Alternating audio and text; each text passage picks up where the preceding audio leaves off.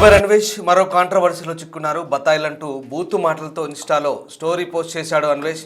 ఈ నేపథ్యంలో మరోసారి అన్వేష్ వ్యవహారం చర్చనీయాంశంగా మారింది. రేప్ కామెంట్స్ను సమర్థించుకునే ప్రయత్నం చేశాడు. అలాగే అన్వేష్ తరపున వాదిస్తానంటూ అడ్వకేట్ కూడా ప్రకటించడం ఇప్పుడు చర్చనీయాంశంగా మారింది. అతన్ని ఎవరు ఏం చేయలేరంటూ కామెంట్స్ చేశాడు అడ్వకేట్. అన్వేష్ను ఎంటర్టైన్మెంట్గానే చూడాలంటూ అడ్వకేట్ సుబ్బు అంటున్నాడు. కరాటే కళ్యాణి, రాధా మనోహర్ దాస్, అలాగే కరుణాకర్, సుగుణ పైన కూడా ఎఫ్ఐఆర్లు నమోదు చేయాలంటున్నాడు. అడ్వకేట్ వీడియోను ఇన్స్టా స్టోరీగా పెట్టాడు అన్వేష్.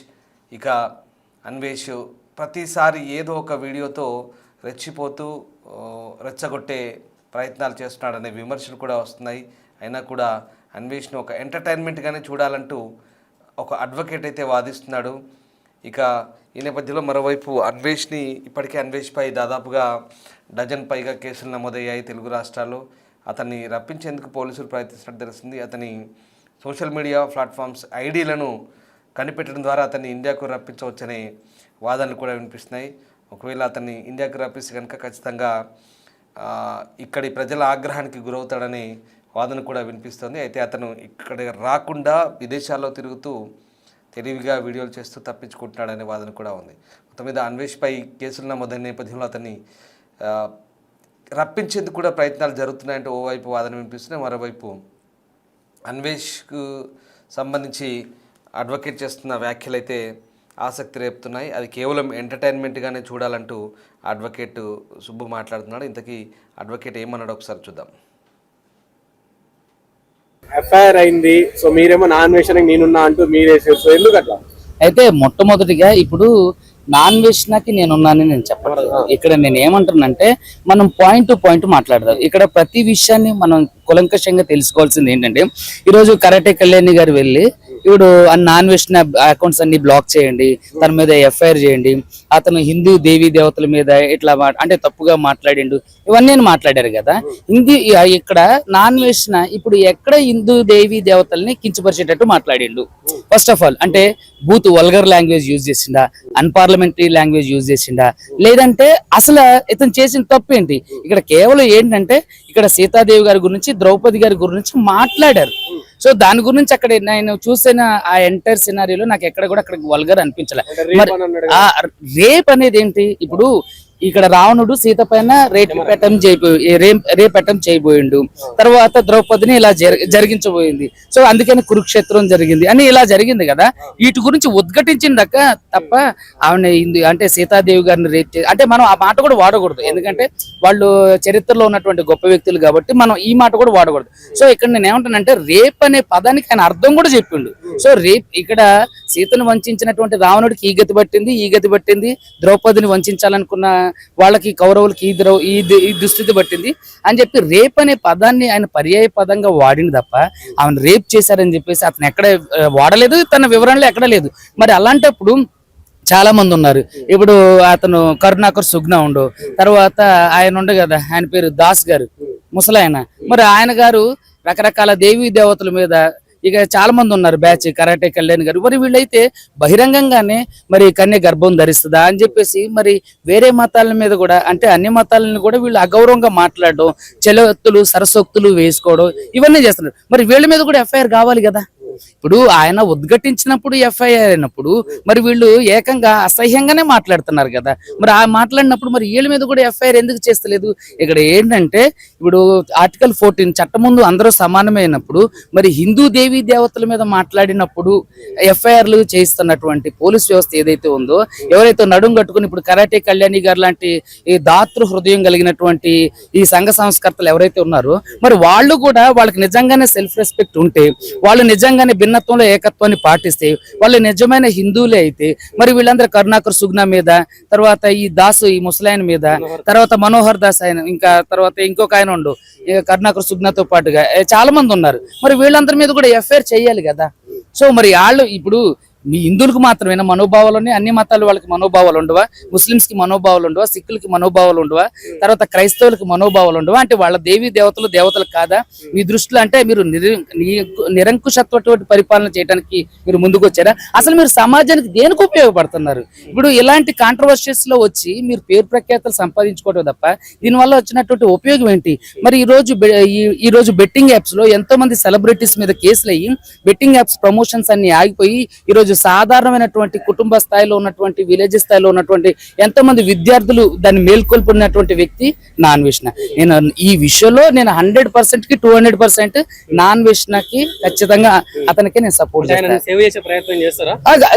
100% సేవ్ చేస్తారు. అతనని ఎవరు ఏమీ చేయలేరు. అతను ఎక్కడ వల్గర్ లాంగ్వేజ్ యూజ్ చేయలేదు. అతను ఎక్కడ వక్ర బుద్ధితో మాట్లాడలేదు. చూడండి ఆ వల్గర్ లాంగ్వేజ్ యూజ్ చేస్తే నాన్వేషణ 100 కి 200% వల్గర్ లాంగ్వేజ్ యూజ్ చేస్తారు.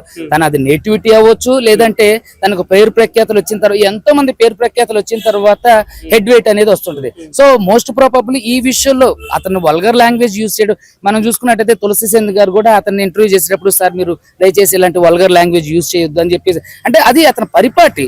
సో అలాంటి ఆటగాడు అనే పదం కూడా చాలా వరకు ఫేమస్ అయింది. సో అలాంటి మాటలన్నీ ఏంటంటే అతను పరిపాటిగా వచ్చేటటువంటి పరిపాటిగానంటే అతన్ని చాలా కొన్ని లక్షల మంది కొన్ని వేల మంది ఫాలో అవుతారు కదా, అంటే అతని నుంచి నేర్చుకునే వాళ్ళు చాలా మంది ఉంటారు కదా. అట్లాంటి చూడండి ఇప్పుడు మాటలు అనేవి వాళ్ళ వ్యక్తిత్వానికి సంబంధించి అతను ఇచ్చే మెసేజ్ ఏంటి? సో వరల్డ్ టూర్ ట్రావెలర్ అతను వరల్డ్ లో సంబంధించినటువంటి కొత్త ప్లేస్లు చూపి సో తను అలాగే తీసుకోవాలి. ఒక వ్యక్తిని రోల్ మోడల్ గా తీసుకుంటున్నాం అంటే అతను ఖచ్చితంగా సంఘ సంస్కర్తో ఇప్పుడు మీరు గాంధీజీ గారును లేదంటే మోడీ గారును ఇలాంటి వాళ్ళను ఏమంటారు అలాంటి వాళ్ళని ఇన్స్పిరేషన్ గా తీసుకోవచ్చు. ఇలాంటి వాళ్ళని జస్ట్ ఎంటర్టైన్మెంట్ గా మాత్రమే చూడాలి. సో వీళ్ళు ఇచ్చే ఎంటర్టైన్మెంట్ మాత్రమే చూడాలి తప్ప వాళ్ళని రోల్ మోడల్ గా తీసుకొని ఒక వ్యక్తి ఇంకొక వ్యక్తిని ఎప్పుడు చెడగొట్టడు. ఇప్పుడు నాన్వేషణ చూసి వేరే వాళ్ళు చెడిపోతారంటే అదంతా ఖచ్చితంగా భ్రమ, అది పిచ్చిలోకం. ఈ రోజు కరాటే కళ్యాణి గారు చేసింది 100 కి 200% తప్పు. మరి అలాంటప్పుడు కరాటే కళ్యాణి గారు రకరకాల బూతులు మాట్లాడతారు కదా, మీరు చూసుకున్నట్లయితే లైవ్ లో గాని కొట్టుకుంటారు. సో మరి కరాటే కళ్యాణి గారి మీద ఎన్ని అఫైర్లు అవ్వాలి? రాధా మనోహర్ దాస్ అయితే ఆ ముసలైన పచ్చి బూతులు మాట్లాడతారు. మరి అతని మీద ఎన్ని అఫైర్లు కావాలి? కరుణాకర్ సుగ్న మీద ఎన్ని అఫైర్ కావాలి? ఇంకా లలిత్ మీద ఎన్ని అఫైర్లు కావాలి? అంటే ఇక్కడ ఏంటంటే కేవలం హిందూ మతానికి సంబంధించినటువంటి ఏదైతే ఉన్నారో వాళ్ళు మాత్రమే నడుం కట్టుకోవాల్సిన అవసరం ఏముంది? మీరు అందరూ దండుగా వచ్చి గొప్పగా లేని క్రియేట్ చేసేది ఏమన్నా ఉందా? లేదంటే గొప్పగా ఏమన్నా మీరు ఈ దేశాన్ని ఉద్ధరిస్తున్నారు మీరేమన్నా? మీరు ఒకవేళ వీళ్ళందరూ కాల్ లిస్ట్ లేదంటే వీళ్ళందరూ బ్యాక్గ్రౌండ్ వెరిఫికేషన్ చేస్తే వీళ్ళు సంఘానికి వీళ్ళ ద్వారా సమాజానికి జరిగిన మంచి ఏంటి? వీళ్ళ స్వలాభం కోసం వీళ్ళ స్వప్రయోజనం కోసం తర్వాత వీళ్ళు ఏది అంటే ఫేమ్ అవ్వాలి ఏదో నిత్యం. సో ఇదంతా బుల్షిట్టింగ్స్ ఇదంతా కూడా. సో ఇలాంటి విషయాలను అన్నిటికంటే కూడా సమాజానికి బాగుపడేది ఏదైనా చేయండి, లేదంటే యూత్ కి బాగుపడేది ఏదైనా చేయండి. మరి ఇంతమంది హిందూ మతం మీద బట్టి అంటే హిందూ మతానికి సంబంధించినటువంటి పెద్దలందరూ ఉన్నారు, ముస్లింస్ మీద దాడులు చేస్తున్నారు. అదే విధంగా మీరు చూస్తే నార్త్ లో చర్చను కోలగొట్టేస్తున్నారు. మరి వాళ్ళ మీద కూడా మీరు ఇక్కడ కంప్లైంట్ చేయొచ్చు కదా, వాళ్ళ మీద కూడా మీరు మాట్లాడొచ్చు కదా. ఏంటి అంటే నేను తాను పట్టుకున్న కుందేలకు 3 కాళ్ళు అన్నట్టుగా మీరు హిందుత్వం మీద జరిగేదానికి హిందుత్వం నేను కూడా ఖచ్చితంగా గౌరవిస్తాను. ఎందుకంటే మనం పుట్టింది హిందూ దేశంలో కాబట్టి. మరి భిన్నత్వం హిందూ దేశం అంటే ఏంటి? భిన్నత్వంలో ఏకత్వం కలదు. మరి భిన్నత్వంలో ఏకత్వం అంటే అన్ని ఇప్పుడు సెక్యులర్ కంట్రీ మంది. సో సెక్యులర్ కంట్రీలో అన్ని మతాలు సమాన న్యాయం ఉంటది కదా. మరి ముస్లింస్ మీద తర్వాత క్రైస్తవుల మీద డైరెక్ట్ దాడులు చేస్తున్నారు, కొడుతున్నారు, కరపత్రాలు పంచి. చాలా మందికి తెలియని విషయం ఏంటంటే మత ప్రచారం అనేది రాజ్యాంగం ఇచ్చినటువంటి హక్కు. ఎవరైనా సరే మత ప్రచారం చేసుకోవచ్చు, కానీ కన్వర్షన్స్ మాత్రం వాళ్ళ అభిప్రాయానికి విరుద్ధంగా చేయకూడదు. కన్వర్షన్ అనేది ఎప్పుడైనా సరే వాళ్ళు తానంతటిగా తానుగా ఆ మతాన్ని అంగీకరించి తానంతటిగా తానుగా వస్తే ఇవ్వాలి తప్ప అంటే కన్వర్షన్స్ ఎప్పుడు కూడా బలవంతంగా చేయకూడదు. సో అది హిందూ మతమైనా క్రిస్టియన్ అయినా బుద్ధ అయినా సిక్ అయినా ఏదైనా సరే what ever it is. So మరి ముస్లింస్ మీద తర్వాత క్రైస్తవుల మీద కొట్టి బట్టలోడు తీసి కొట్టి చంపేసి చర్చలు కోలుకొడుతున్నారు. మరి మీ వాయిస్ ఎక్కడ పోయింది? మీరు సంఘాన్ని ఉద్ధరించేవాళ్ళు కదా. మరి మీ సంఘంలో పొలోమంటూ రాసేసుకొని పూసేసుకొని మీరు హిందూ మతం మీద చిన్న మాట అతను రేప్ అనే పదమే వాడిండు. సీతాదేవి గారిని అలా చేశారు, లేదంటే ద్రౌపది గారిని ఇలా చేశారా అని అన్నా తప్ప ఈ రేప్ అనే పదం ఆయన దేనికి ఉద్దేశించి చెప్పిండు కూడా తన వివరణ ఇచ్చిండు. అలాంటప్పుడు ఎందుకు ఇది అంటే వీళ్ళు కేవలం ప్రజల్లో ఉండడం కోసం ఏంటంటే నిత్యం సోషల్ మీడియాలో ఉండటం కోసం. ఇప్పుడు మన పంజగుట్ట PS లో కేసు వేశారు. అసలు కరాటే కళ్యాణి మీద కేసు వేయాలి. అతను నాన్వేషన్ అంటే వరల్డ్ టూర్ ట్రావెలర్ కాబట్టి తనకు డబ్బులు వస్తుంది. మరి కరాటే కళ్యాణి గారికి ఎక్కడి నుంచి డబ్బులు వస్తున్నాయి? ఫస్ట్ ఆవిడని వెరిఫై చేయాలి. ఫస్ట్ ఆమె బ్యాంక్ స్టేట్మెంట్లు తీయాలి, ఆమె బ్యాంక్ కి సంబంధించినవి తీయాలి. అదే విధంగా లలిత్కి సంబంధించినవి, కరుణాకర్ సుగ్నాకి సంబంధించినవి, తర్వాత ఈయన రాధా మనోహర్ దాస్ వీళ్ళందరూ కూడా సీజ్ చేయాలి. మరి అలాంటి సెక్షన్ల కింద కేసు నమోదైంది. ఏమండి సెక్షన్లు అనేవి ఇప్పుడు చెప్పుకుంటూ పోతే అది చాలా విడమర్చి ఉంటది. సో సెక్షన్స్ గురించి మనం చెప్పడం కంటే కూడా పాయింట్ ని డైరెక్ట్ చెప్దాం. ఏంటంటే ఇప్పుడు ఎవరైతే నాన్ వేషన్ ఉన్నాడో ఆయన ఫేమస్ కాక ముందుకు నన్ను చూడండి, నన్ను ఫాలో చేయండి, నేను అది చూపిస్తున్నాను, నా కళ్ళతోనే ప్రపంచం చూపిస్తున్నా అన్నాడు. రాజకీయ నాయకులను తిట్టినప్పుడు ఎవరు సపోర్ట్ చేయలేదు. రాజకీయ నాయకులను వల్గర్ గా మాట్లాడిండు. అరే చూడండి రా, రాజకీయ నాయకులు నేర్చుకోండి, ప్రపంచ దేశాలు అభివృద్ధి చెందుతున్నాయి, ఇండియా మాత్రం నాశనం అవుతుందని చెప్పేసి ఎన్నో మాటలు మాట్లాడాడు. సడన్ గా ఎప్పుడైతే ఈ హిందూ దేవతల మీద అన్నాడని చెప్పిన కానించలే ఇదంతా స్టార్ట్ అయిందంటారా? ఎట్లా చూడొచ్చు? చూడండి, మరి నాన్ వేషన్ అనే ఒక వ్యక్తి ద్వారానే ఈ రోజు ఇండియాలో బెట్టింగ్ యాప్ల ప్రమోషన్ అన్ని ఆగిపోయినాయి. ఆ బెట్టింగ్ యాప్స్ అన్నిటి మీద రెస్ట్రిక్టేషన్ పడ్డాయి. అవన్నీ కూడా అంటే ప్రాచుర్యం కాకుండా ఆగిపోయినాయి. మరి అలాంటి ఒక వ్యక్తి హిందూ దేవీ దేవతలను కూడా అతను తప్పుగా మాట్లాడలేదు. మీరు ఆ వీడియో చూడండి. సో అంతగా ఆయన వల్గర్ గా దేవీ దేవతల మీద ఏం వల్గర్ గా మాట్లాడలేదు. సో అలాంటప్పుడు దీన్ని ఎందుకు రాసుకున్నారు అంటే, ఒక ఫేమస్ అయినటువంటి వ్యక్తి మీద ఈ బయ్యాస్ అన్ని ఏదో ఉండు, అతని వల్ల ఏంటి సమాజానికి ఉపయోగం? సో తను బెట్టింగ్ ప్రమోషన్ చేసిండు, తను కూడా ఈ రోజు మాట్లాడుతుండు. అదే విధంగా కరాటే కళ్యాణి గారు ఉన్నారు. తర్వాత ఏజూడ్ అయినా అసలు ఏజూడ్ ఏంటి, అసలు ఏంటి అతను సమాజానికి ఏం చెప్పాలనుకున్నా? నువ్వు నిజంగానే దేవీ దేవతల మీద అంత ప్రేమ ఉన్నోడివి, చాలా మంది హిందూకు సంబంధించినటువంటి పిల్లలు ఉన్నారు, వాళ్ళని దత్తత తీసుకోండి, వాళ్ళని చదివియండి. తర్వాత అతను వేదాంత్ మీడియాస్ అనే ఆయన అయితే గొంతు చించుకొని అరిచేస్తాడు. దేనికి ఉపయోగం? శిక్ష పడదాకా మేము కొట్లాడతామంటున్నారు. ఎందుకు అంటే ఏం చేసిండు? మర్డర్ చేసిండా, మానభంగం చేసిండా నాన్ వెజ్? వీళ్ళు ఇప్పుడు మరి అలాంటప్పుడు ట్రాన్స్జెండర్ మనోభావాలు దెబ్బతీసినటువంటి వేదాంతని ఏం చేయాలి? వేదాంత మీడియాని ఏం చేయాలి? ట్రాన్స్జెండర్లు మనుషులే కదా, మరి వాళ్ళని దౌర్భాగ్యంగా మాట్లాడి వాళ్ళంతా ఇదే విధంగా ఉంటారు. మరి అలాంటి వాళ్ళని ఏం చేయాలి? వీళ్ళంతా ఏంటంటే డబ్బులు సంపాదించుకోవడానికి పూటకు ఒక వేషం వేసేవాళ్ళు. సో దయచేసి ఏంటంటే సమాజంలో సెక్యులర్ గా బతకడం నేర్చుకోండి. ఫస్ట్ సమాజంలో సెక్యులరిజం అంటే ఏంటి తెలుసుకోండి. ఫస్ట్ రాజ్యాంగాన్ని చదవండి. మీకు బుక్ నాలెడ్జ్ లేదు కాబట్టి తీసేసుకొని కంటెంట్ ఉంటే ఏవి వెళ్ళిపోతుంది, వీడియో వెళ్ళిపోతుంది, మేము ఫేమస్ అవరు, జోకర్లు అవుతారు. అంటే ఇప్పుడు ఎఫ్ఐఆర్ నమోదైన నాన్ వేషన్, సో అతని అకౌంట్స్ అవన్నీ సీజ్ చేయాలి. చేయలేరండి. 100 కి 200 లేదు, చేయలేరు. ఎలా చేస్తారు? కోర్టుకు ఉంది, పోలీసులకు అది లేదు. కానీ అకౌంట్ సీజ్ చేయాలంటే అది ఖచ్చితంగా ఫ్రాడ్ అమౌంట్ ట్రాన్స్ఫర్ అయ్యి ఉండాలి, దాని మీద ఇల్లీగల్ యాక్టివిటీస్ జరుగుతుండాలి, లేదంటే ఫారెన్ సెక్యూరిటీస్ మనీస్ ఉంటాయి అన్నది SFI అకౌంట్స్ ఇట్లా.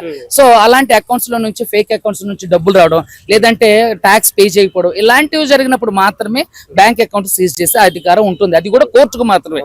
అలాంటప్పుడు ఒక వ్యక్తి దగ్గరికి వెళ్ళి అతని అకౌంట్ సీజ్ చేయండి. First karate Kalyani account seize చేయండి. ఆవిడకి ఎక్కడి నుంచి వస్తున్నాయి డబ్బులు? ఫస్ట్ కరాటే కళ్యాణి గారివి, రాధా మనోహర్ దాస్ గారివి, కరుణాకర్ సుగ్నావి, తర్వాత లలిత్వి, వీళ్ళు ముందు సీజ్ చేయండి. వాళ్ళకి ఎక్కడి నుంచి డబ్బులు? ఫస్ట్ వాళ్ళ మీద ఎంక్వైరీ వేయండి. వాళ్ళకి ఎక్కడి నుంచి వస్తున్నాయి? వాళ్ళు ఏం జాబులు చేస్తున్నారు? వాళ్ళు ఏమైనా ఆస్తులు, కోట్లలో ఆస్తులు చూడండి. ఒకరి మీద బురద జల్లడానికి ఫస్ట్ మనం ఒకరి వైపు 1,000 చూపించినప్పుడు మీ వైపు 10,000 చూపిస్తున్నాయి. సో కాబట్టి దయచేసి మనందరం కూడా సెక్యులర్ గా బ్రతకడానికి ప్రయత్నం చేద్దాం. ఏదో పొలోమంటూ అరే ఏదైనా ఒక బర్నింగ్ ఇష్యూ వస్తే చాలు అసలు పొలోమంటూ ఏదో వెళ్ళిపోతుంటారు అందరూ గుంపులుగా. ఏంటి మీ వల్ల సమాజం? మీరేమైనా గాంధీ గారా, లేకపోతే మీరేమైనా నెహ్రూ గారా, లేదంటే మీరు దేశానికి సేవ చేసినటువంటి CMలా PMలా, లేకపోతే ఏంటి? మీరు మీ వల్ల ఏంటి? మీ స్వప్రయోజనం కోసం, మీ స్వార్థం కోసం, 4 రాళ్ళు వెనకేసుకోవడం కోసం బట్టలు జించేసుకుని అరిచేస్తే సరిపోతుంది అంటారా?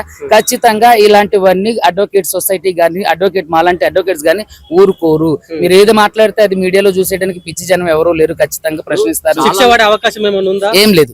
నాన్ వేసిన ఏ శిక్ష పడుతుంది? రేప్ చేసిండా, మానభంగం చేసిండా? అతను నిజంగా నాకు తెలిసినంత వరకు చాలా విషయాల్ని కులంకషంగా, అంటే ఏదో అంటారు కదా కట్టెతో కొట్టినట్టుగా నిర్భయంగా చెప్తుండు. చాలా వరకు చూడండి. ఆయన అన్న దాంట్లో ఏంటి తప్పు? పొల్యూషన్ లేదా? ఢిల్లీలో వెహికల్స్ ఎందుకు సీజ్ చేశారు కదా? పొల్యూషన్ లేదా మన దగ్గర? కరప్షన్ లేదా? కరప్షన్ మన దేశంలో ఈ రోజు అరే హాస్పిటల్ మీరు వెళ్ళండి, ఏదైనా గవర్నమెంట్ హాస్పిటల్కి వెళ్ళండి, స్ట్రెచ్ మీద తీసుకెళ్తే 100 రూపాయలు ఇస్తేనే స్ట్రెచ్ మీద తీసుకెళ్తారు కదా. కరప్షన్ లేదా మన దగ్గర? మనం కరప్షన్ ఇవ్వట్లేదు. ఈ రోజు అక్కడి వరకు ఎందుకు? ఇప్పుడు మేమే ఉన్నాం, మేము కోర్టులోకి వెళ్ళి లోపల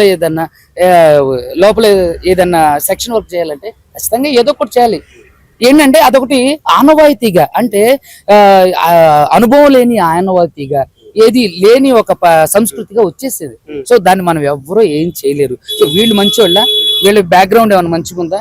వీళ్ళు ఒకసారి చూసుకున్నట్లయితే పేకాట్లాడి దొరికిపోయారు వీళ్ళు, తర్వాత సరసాలాడి దొరికిపోయారు, సరసాలాడి దొరికిపోయారు, పేకాట్లాడి దొరికిపోయారు, రకరకాలుగా ఉన్నారు. వీళ్ళు ఏమైనా మంచి వాళ్ళ? వెనక తిరిగి చూసుకుంటే వీళ్ళకి దాదాపుగా కొండంత పెద్ద పెద్ద నిందలు అవమానాలు అన్నీ ఉన్నాయి. వీళ్ళ మాట్లాడేది, వీళ్ళ ఒక వ్యక్తిని కించపరిచేది, వాడి జీవితం ఏదైనా కానీ ఉంటుంది. మీరెవరు ఒక వ్యక్తిని అగౌరవపరచడానికి, అతని మీద కేసు వేయడానికి? కరాటే కళ్యాణి గారి అకౌంట్స్ మీద కేసు. నాకు కరాటే కళ్యాణి గారు పర్సనల్ గా తెలుసు. ఎలా అంటే, నేను హేమ గారిది బెంగళూరు రేవ్ పార్టీకి సంబంధించినటువంటి కేసు కూకట్పల్లిలో వేస్తే కరాటే కళ్యాణి గారికి వేరే అడ్వకేట్, తమన్నా సింహాద్రి గారికి నేను వేసాను అన్నట్టు. సో అప్పుడు ఆవిడ నేను పర్సనల్ గా కలిసి ఆవిడతో నేను చాలాసేపు 1 గంట వరకు కూడా నాతో మాట్లాడింది. ఏం చేద్దాం సార్, ఎలా చేద్దాం సార్ అని చెప్పి వాళ్ళ అడ్వకేట్స్ మేంతో కూర్చున్నాం. ఆమె ఉన్నప్పుడల్లా అన్ని ఫోన్ కాల్స్, ఎలా అంటే రకరకాల ఫోన్ కాల్స్ ఆవిడకి. సో ఆవిడ బిజీలో ఉంది. కానీ ఇవన్నీ చేయడానికి ఈవిడకి ఎక్కడి నుంచి వస్తున్నాయి డబ్బులు? ఫస్ట్ ఈవిడ బ్యాంకులు ఎంక్వైరీ చేయండి, ఈవిడకి ఎక్కడి నుంచి డబ్బులు వస్తున్నాయి? ఏమైనా వ్యాపారాలు చేస్తున్నారా, లేదంటే ఏమైనా చిర ఆస్తులు ఉన్నాయా కదా? మరి ఇలాంటి వాళ్ళు కూడా ఇప్పుడు మనం ఒకరిని చూపించేటప్పుడు 4,000 మనల్ని చూపిస్తున్నాయి కదా. ఆయన అకౌంట్లు సీజ్ చేయాలన్నప్పుడు మీ అకౌంట్లు కూడా సీజ్ చేయాలి. మీరు ఏ కూలి పనికి వెళ్ళి తీసుకొచ్చుతున్నారు డబ్బులు? సో ఖచ్చితంగా మీరు ఏది మాట్లాడితే అది సమాజం చూడదు. ఖచ్చితంగా న్యాయం ఏదైతే ఉందో అదే గెలుస్తుంది. నాన్ వేసిన మీద ఎఫ్ఐఆర్ కాదు. ఒకవేళ ఎఫ్ఐఆర్ అయినా తనని ఆ బ్యాంక్ అకౌంట్ లో ఫ్రీజ్ చేయలేరు.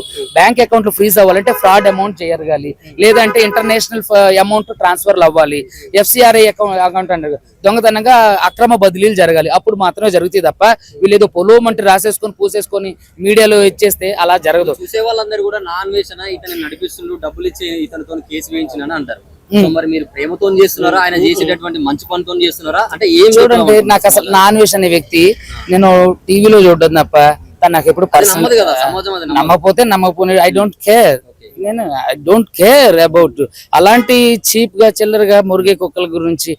ఎవరు అసలు అడ్వకేట్ సమాజానికే మేమే లేకపోతే ఈ రోజు ఏ రాష్ట్రంలోనైనా సరే ఏ దేని మీద పోరాటం చేసేది, స్టేలు తీసుకొచ్చేది. ఇప్పుడు పోలీసులకి ఏదైనా అన్యాయం జరిగినా, సివిలియన్స్ కి ఏదైనా అన్యాయం జరిగినా, ఏదైనా ఏది జరిగినా కాపాడేది ఎవరు? అడ్వకేట్స్. సో కాదా?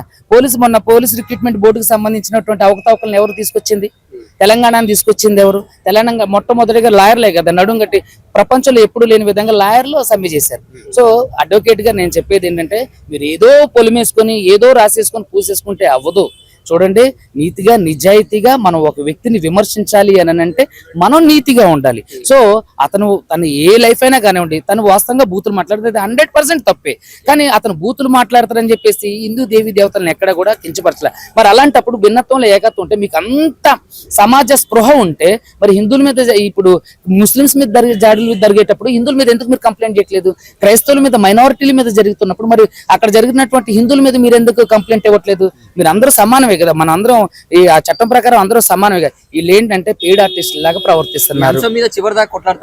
100% నేను కొట్లాడడం ఏంటండి, అవసరమైతే వాళ్ళందరి మీద రిట్ కూడా ఫైల్ చేస్తాను.